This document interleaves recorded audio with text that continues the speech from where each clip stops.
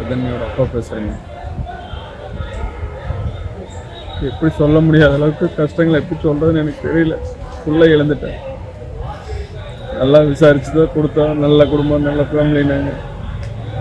ஃபுல்லாக வந்து சொல்கிறப்போ நான் வந்து நல்ல ஃபேமிலி இப்படி எல்லாம் பண்ணுவாங்களான்னு ஃபுல்லாக ஒவ்வொன்றையும் சொல்லிகிட்டே இருப்பேன். நான் தான் அனுசரிச்சுக்கிறேங்க. அவங்க அம்மாட்ட வந்து சொல்லி அழுதுருக்கேன். உங்கள்கிட்ட கூட சொல்ல முடியாத அளவுக்கு அத்தனை கஷ்டப்பண்ணிருக்காங்கம்மா. ஒரு ஃப்ரீடமே இல்லை வீட்டுக்குள்ளே. மெயின் கேட்டை பூட்டி வச்சிடறாங்க, காம்பவுண்ட் கேட்டை பூட்டி வச்சிடறாங்க. இதை பண்ணாத, அதை பண்ணாத, பூஜை ரூம் தீபம் போடாத, என்ன ஒவ்வொன்றுமே வந்து நான் சொல்கிறதான் கேட்கணும், உனக்கு தெரிஞ்செல்லாம் பண்ணக்கூடாது இப்படின்னு எல்லாம் மெண்டலாக டாஜி கொடுத்துருக்காங்க. அது கவின்குமார் வந்து பார்த்தீங்கன்னா பெரிய உடல் ரீதியாக மிகப்பெரிய துன்பங்களை கொடுத்துருக்காது.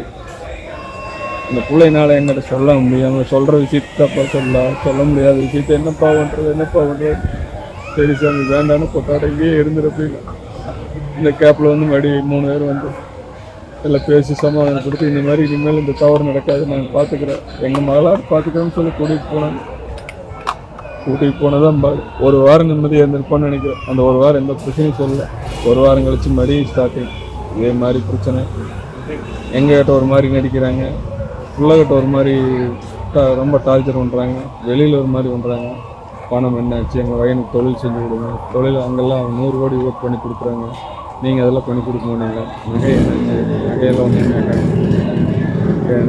அப்பா அம்மாலாம் நான் என்கிட்ட கால் தூசுக்கு சொல்கிற மாதிரி செய்யலைன்னா நாங்கள் எப்போ கூட குடும்பம் தெரியுமா, அப்படி தெரியுமா, இப்படி தெரியுமா, அம்மா கூப்பிட்டு வச்சு உனக்கு நியூஸ் பேப்பர் படிக்க தெரியுமா, நியூஸ் பேப்பர் படிக்காமல் என்ன பண்ணுறா, 1 மாதம் நியூஸ் பேப்பர் வந்துருக்குது, நியூஸ் பேப்பராக படிக்கிறது இல்லை. குடும்ப வாழ்க்கை நடத்துறதுக்கும் நியூஸ் பேப்பருக்கு என்ன சம்மந்தம் சொல்லுங்கள். இப்படி எல்லாம் வந்து சம்மந்தம் இல்லாமல் கேள்வியில் கேட்டு டெய்லி 3 மணி நேரம் 2 மணி நேரம் நிற்கக்குள்ளே கேள்வி கேட்குறது. ஒரு மாமனார் வந்து மருமகிட்ட கேட்கலாம், என் பையன் உங்கள்கிட்ட வேறு மாதிரி எதிர்பார்க்குற படுக்கையறையில் இதையெல்லாம் இன்னைக்கு நான் காதில் கேட்டு நான் அவசரோடு இருக்கிறேன்.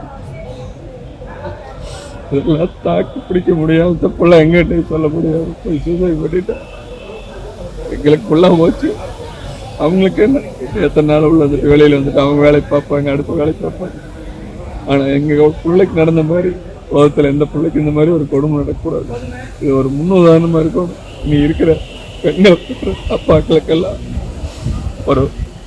ஒரு நீதி கிடைக்கணும். இதைத்தான் நான் வந்து தெரிவிச்சுக்கிறேன்.